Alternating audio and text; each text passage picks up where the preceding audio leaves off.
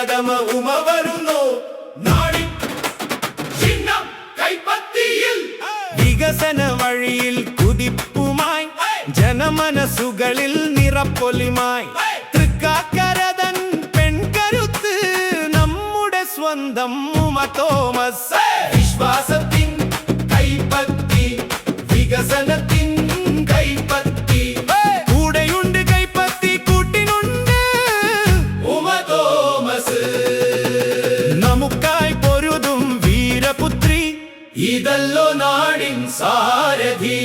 കഴിഞ്ഞ കാലത്തിൻ ഓർമ്മയുമായി പിടിയുടെ ആ സ്മരണയുമായി ജനസേവനത്തിൻ പുതുചരിത്രം കുറിക്കുവാനായി വരുന്നു നമ്മൾ. വോട്ടുകൾ നൽകാം ഉമ തോമസിൻ, നാടിൻ നന്മയ്ക്കായി കൈപ്പത്തിക്ക്.